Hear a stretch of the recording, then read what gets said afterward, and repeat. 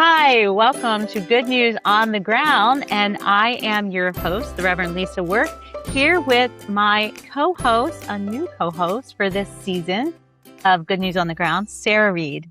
Hi, Lisa. Thank you. Well, welcome. We are so excited. We're starting a new little series for Good News on the Ground, connected to the upcoming cohort for the Diocese of the Susquehanna, Invite, Welcome, Connect. So Sarah and I are going to talk to you a little bit about it today, and we're hoping to have 3 or 4 episodes over the next few months that you can listen to, and they'll be about a half an hour long. So Sarah, do you want to tell us a little bit about why we're doing this? Sure.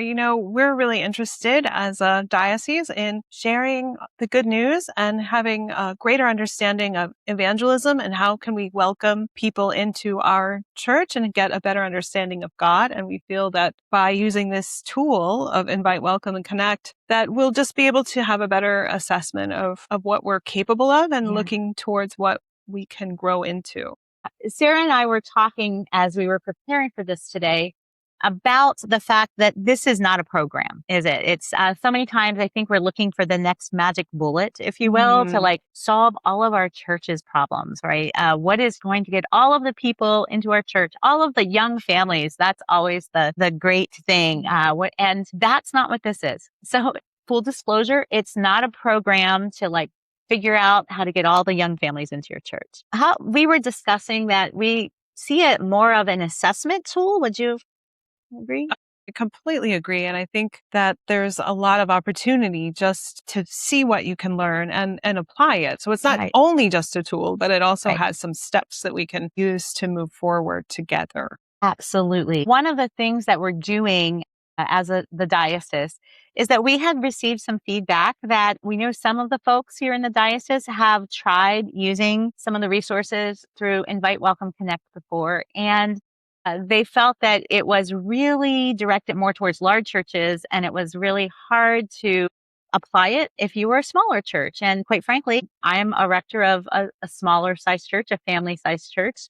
You attend a family-sized church, correct? Yes. And so most of us in the diocese fall into that category. And so one of the things that we wanted to do is to keep that in mind. Now, Invite, Welcome, Connect, they also have received feedback about that. And they have had some webinars recently and other articles that really focus on smaller churches and how you apply some of the learnings or different suggestions, and doing this as a cohort. So there are a number of churches. I believe we're up to 6 or 7. I have to look. I should have looked before but we have increased the number of churches who are trying this as a cohort together. So we will meet together 3 times over the course of the 7-week study. And in between, the individual churches will do some study on their own. And we're going to learn from each other and be able to find out, gosh, this is what I discovered about my church.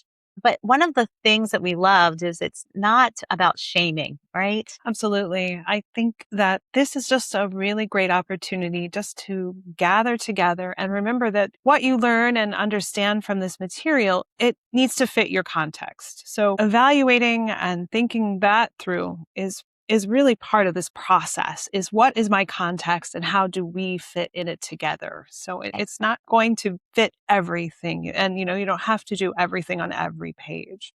This is not a prescription. It's not a prescription at all. It's really an exploration opportunity. Absolutely. And to kind of, my church right now, we're looking at potentially doing a building assessment to figure out what's the state of our building so that we can make strategic decisions moving forward on how we care for the building. This is pretty similar in the approach. It's sort of an assessment of what does it look like for inviting people to your church? What does it look like when people actually show up at your church? How do you welcome them? What does that look like? And then once people start attending your church, how do we connect them into the life of the church so that they are able to be fed and also to serve and give back?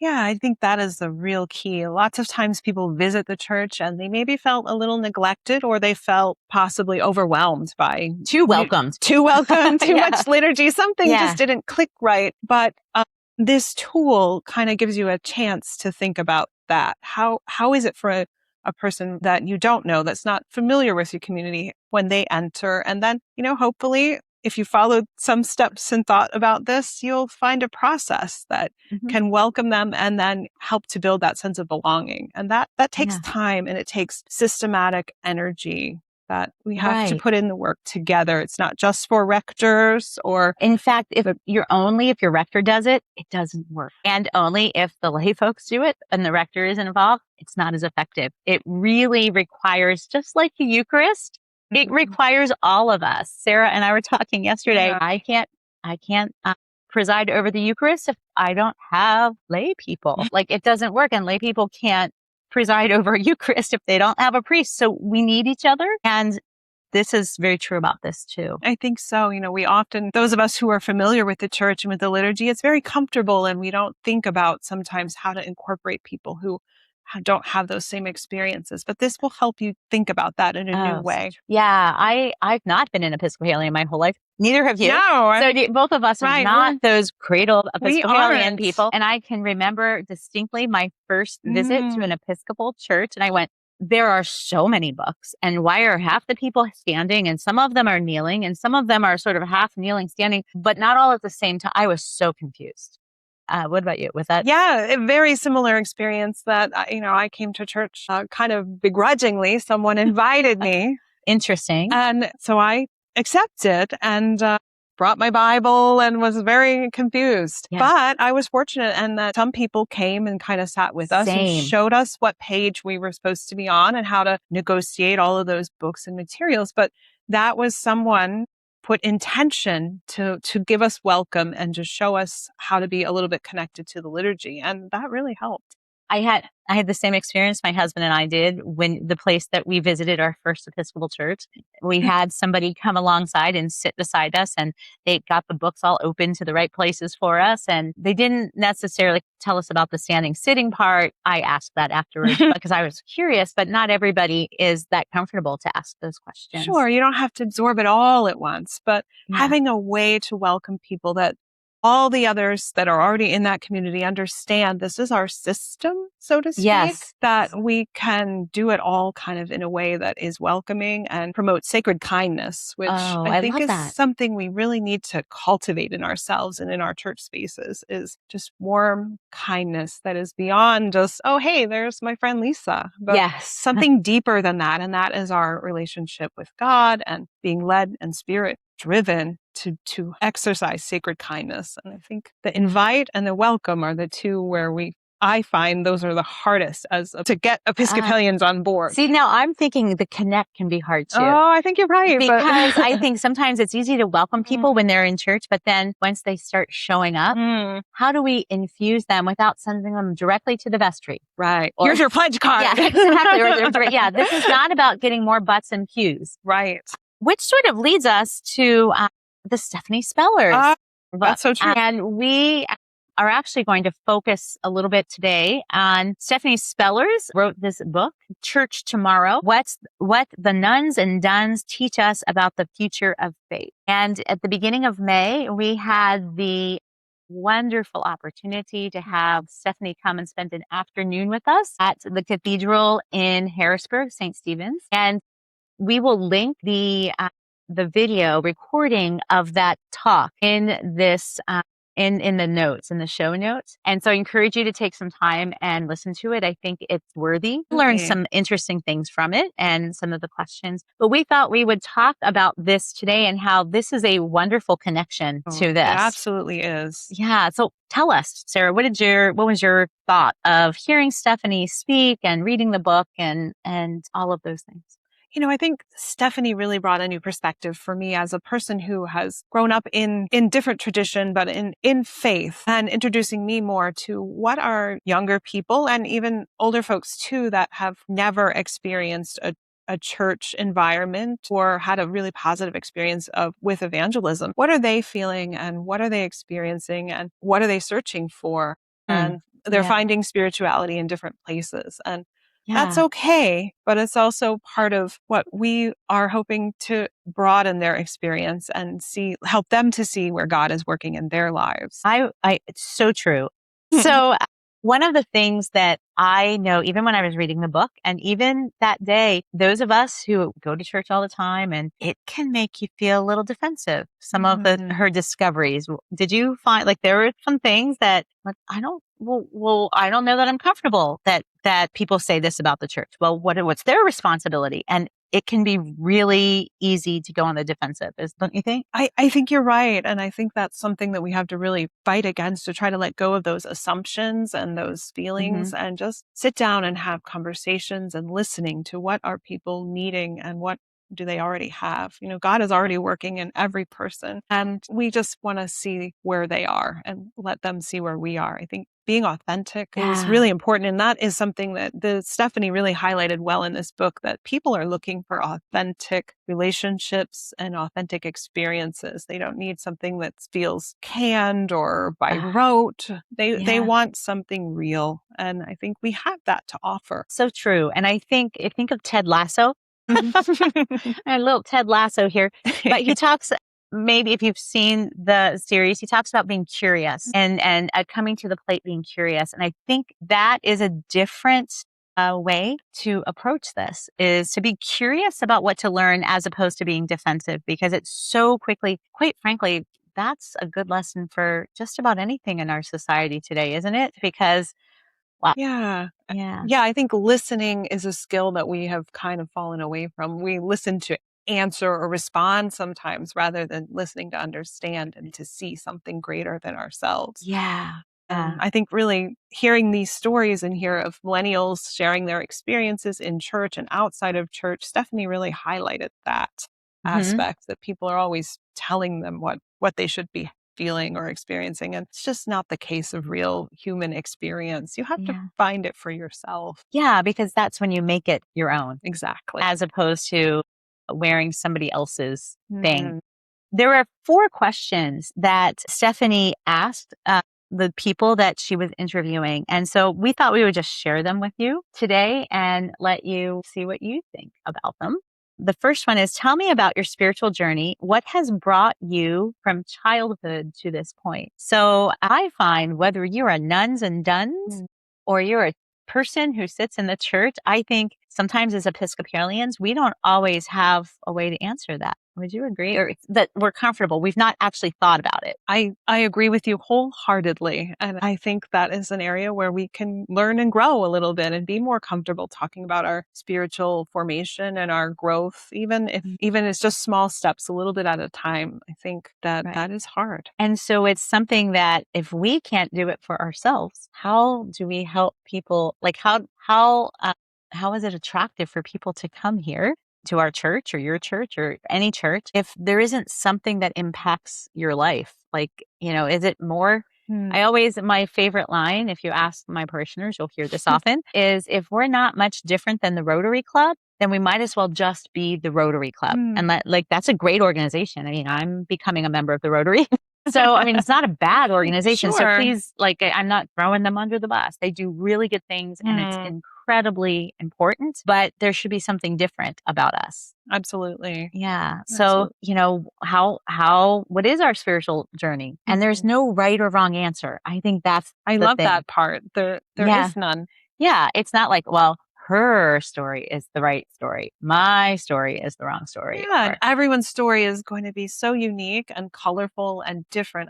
That is so exciting to me, that every person has their own story. Yeah, and it's unique to them. And just like your relationship with God is unique to you as well. It's, there might be similarities. Sarah and I might have similarities in our relationship with God, but it's also a unique relationship that we have. Absolutely. Which leads us to the next question, which is, how and where do you experience or connect with God? So it's a great question to think about. Now, what about you, Sarah? I have an idea where you do. Sarah, a little bit. Well, I feel like some of the times where I feel most connected to God are when I'm outside and doing some activity in nature and just enjoying that aspect of things. But I also find God a lot in silent moments or, working quietly in the church. And I think these are areas that a lot of people probably can connect to my story and my experience with some of these things, because I think it's part of human nature. Yeah, absolutely. And I also connect with God outside. Those of you who know me, my favorite place in the world to connect with God is Black Shannon State Park. Sarah knows that. She hears it all the I've time. heard the s'mores are good there too. Yeah, they can. Yeah. But I love, but nature is really important to me outside in nature or in my garden. For me, also painting has become a way that I connect with God, obviously in church and quiet moments. Cooking can be a real way that I connect with God. And so that's for us. For you, it could look totally different. And it's always fun for me to hear how people connect with God best. Absolutely. Yeah. And then the next one is how and where do you experience community and belonging? So what about for you? I think this is a hard one. I think it's a Yeah. little challenging. And I think it might be particularly challenging for this younger generation that have lived through COVID and isolation in a way that was different than some of us Absolutely. folks who are already out of school and whatnot. I think for me, I find a sense of belonging with my church family. We have some small groups with my friends and with my own family, but maybe in a wider sense, also knowing that there are many of us out there Yeah. that are part of faith and who have similar experiences. But that's hard, I think. I agree. It's harder to define. It is. And I would say community, what does that mean? And I think it means different things for different people, and belonging. And sometimes they can be two different things for people. I think you're right. Belonging is super important. Before I was a priest, I was a school administrator, and there's this wonderful study that was done about and I can't remember how, I want to say there are 40 different assets. I think it's 40. I can't remember. But that a young person might have to help them be able to grow and develop into being a member of the community who is content and can contribute to the community. And it's interesting because they don't need all 40 of them. They just need about a dozen of them. But one of the most important pieces is that they know they're important to the community, that they belong, that they are it's important that they are part of a community and that they're seen as necessary and not just in the way. Yeah. And I think sometimes we're a little bit glib sometimes, like, I feel seen. Yeah. But I think it calls out to a deeper need that we all have to be recognized and acknowledged and wanted. Is there somebody like me in this group? Yeah. And that's a tough one sometimes for a lot of us, but I think we're all honest. You walk into a room and you're like, is there anybody like me in here? And even the most confident of us we can waver on that a little bit. Sure. And I think that is really difficult to manage. It's easier to stay home or or just kind of, and this isn't about being an extrovert or an introvert. Not at all. Not at all. And I think some people think it's about that, but that's not at all what it is. Which kind of leads us to the next and final question is, what do you wish churches understood about your generation the challenges you face and your relationship to institutions and the sacred? That's the hard question, isn't it? I think that is a hard one. And I think, too, we still have to recognize that this book was written for the younger. All of us are wondering, where are these younger folks for the most part? And so it's pointed in that direction. But these concepts and these questions really do apply, I think, to everyone. Absolutely. And I think that, so I think about that and I think, well, some of the members at my parish, which, some of my older generation members. So what are some things that they might face Absolutely. that would not look the same as, say, millennials or Generation Z might? Sure. And it doesn't mean either of those are more important than the other. That is so true. And I think there are so many areas that we maybe overlook with inclusion and, disability access and things like that, we as church people have ignored for a really long time. And we haven't looked to those individuals and heard their voices. And I think that is probably, for me, what I'm presuming and what I hope is that when I have something, that people will hear that. Yeah. That they are listening. And I think that is my guess. And I also think, so when I was saying all of this, and as we're talking, I'm like, oh, I wonder if people are going to worry about, are you talking we need to look like a mega church, like with big screens that come down and lighting and I'm not saying those things are bad. What I'm not saying they're good or bad. Like, to me, that's not the issue. This isn't, I think that was one of the things I walked away from reading this book and some other things that I've read. And then also looking at this, it's not about being the latest, greatest, trendy.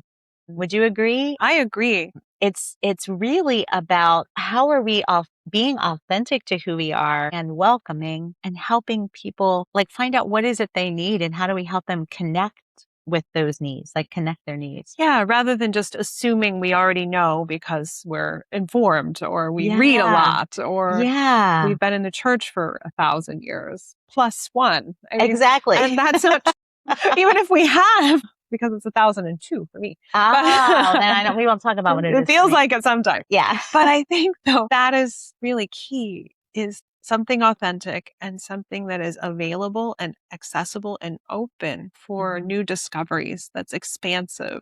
Oh, so true. So true.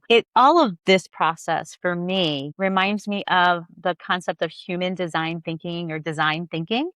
And before I was a priest, when I was an educator and a school administrator, I did a lot of conversations about that. And one of I think we'll end with this story. My big takeaway from that is that oftentimes we approach a problem or a situation that's a challenge with assuming we know the answer. Here's the solution. And we work super hard on the solution because we're sure we know the solution. And then if it doesn't work, we get really frustrated because we've spent all this time. And there is a particular story, and I will link the story, like the specifics, because I'm sure I won't get it exactly right now, but I will link it in the show notes. But way back in the day, there was a group of students at Stanford, and they were a diverse group of students. Some of them were engineers, some were art majors, some were English majors, so all different. They were put in teams, and they were sent to India to come up with the original assignment, if you were, was to come up with a cost-efficient incubator for babies because, they were having a high rate of infant death after birth. And so they were sent to India, and they were part of the human design process is you do an assessment. Much like this. You do an assessment and you start like figuring out what is the state that's happening. Like we have this problem, like children are dying in infancy. And so the assumption going into it was that we need more baby incubators so that the babies can stay warm and as they continue to grow, sort of like a NICU kind of thing, right? And so as these teams were doing the conversations and they were supposed to create an incubator that was cost effective, that could be, and I want to say $2,500 or $250. I can't remember the exact amount, but it was about that much. Like how could they create something that would be cost effective? Well, they realized these teams, when they were talking to the different hospitals, there were incubators in the hospitals that had been donated, so it wasn't a lack of incubators. So then as they continued to do more discussion and went out into the country area and talked to the midwives and the docs out there, the problem was the women, often they would have children at home, which is not uncommon in most of the world. And so it was not being able to get the children to the hospital.